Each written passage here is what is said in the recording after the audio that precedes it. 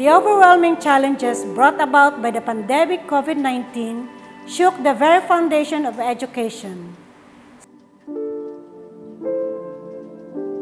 Schools all over the world look for ways so that educating their population can be made possible.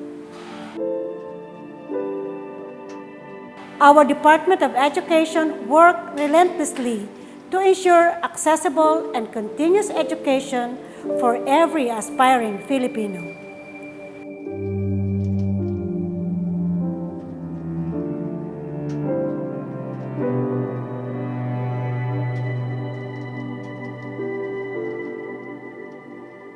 Does this mean that we deliver lessons in whatever manner possible without regard to content?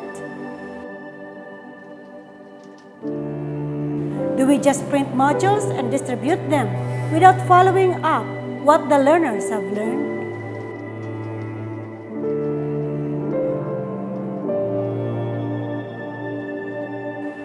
Do we leave teaching in the hands of the parents at home?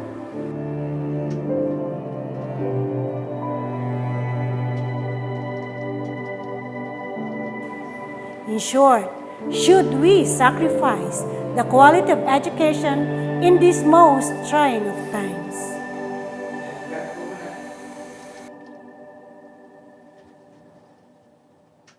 The answer is a definite no. Now is an opportune time education leaders must ensure the quality of services we provide. This nation, suffering so much from the drastic changes and the innumerable challenges of this global pandemic, deserves more than that. Ladies and gentlemen, my fellow educators, I am Ms. Angelica Apolaso, and I am here today to present to you a basic research entitled Assessment of Teaching Delivery and Stakeholders Engagement.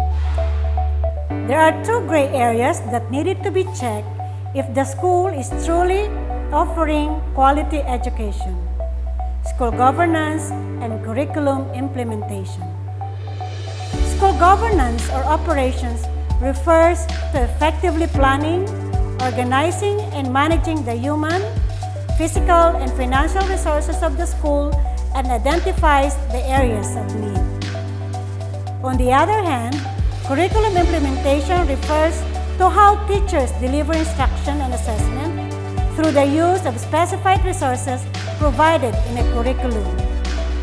It includes intervention implemented, learning delivery modality adopted, and even follow-up and monitoring of learners' progress. Because both curriculum implementation and school governance are broad spectrums, this investigation is specifically focused on teaching delivery and stakeholders involvement. In particular, this paper described the current condition of Fernando Air Base Integrated National High School in terms of providing quality education. It targets to address the following questions. First, how can the current situation of FAB INHS be described in terms of teaching delivery and stakeholders involvement? Second, how does the school ensure quality of its services in terms of teaching delivery and stakeholders involvement? Third, what are the challenges encountered in assuring quality of services in school?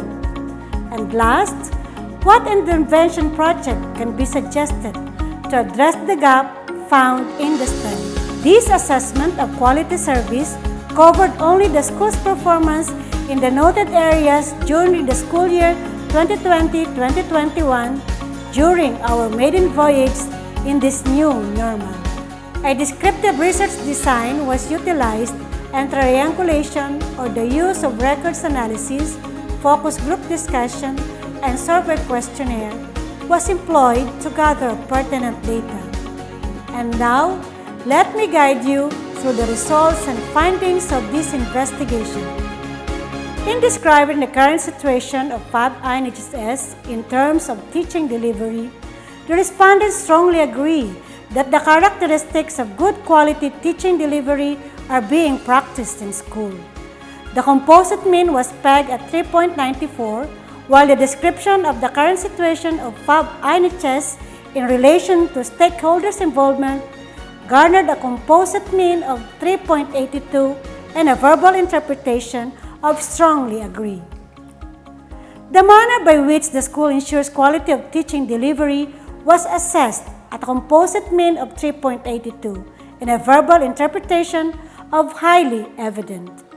On the other hand, with a composite mean of 3.62, the respondents assessed that it is highly evident that FAB INHS ensures quality of service in relation to stakeholders' involvement. There are 8 challenges that were considered in the study, and all of these are experienced by the teachers. Among the challenges considered, unavailability or lack of access to gadgets and internet connectivity ranked 1, while at the bottom of the list was the absence or limited support of educational leaders in terms of technical assistance. In order to address the gap found in this study, an intervention plan must be instituted. Thus, program BRAINS, which means bringing reasonable achievement by instituting networking with the society, is hereby suggested. In conclusion, FAB INHS manifests quality of services in its teaching delivery and stakeholders' involvement. However, there are still matters that need to be addressed in order to improve its legacy. Program BRAINS targets to enhance the skills and competencies of teachers and the school staff, as well as its various stakeholders, to improve outcome among the students. Specifically, it gears to, first, provide trainings, seminars, and other upskilling activities to teachers. Second, strengthen coaching, mentoring, and instructional leadership to guide and assist teachers to adopt pedagogical approaches called for in this new normal.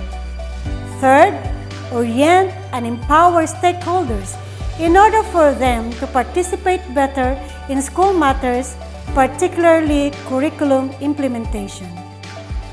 Fourth, provide upskilling to parents and guardians to be better support to their children while studying at home.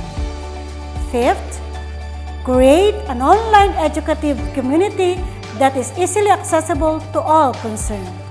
Sixth, sharing the accountability of educating the youth to all stakeholders of the school.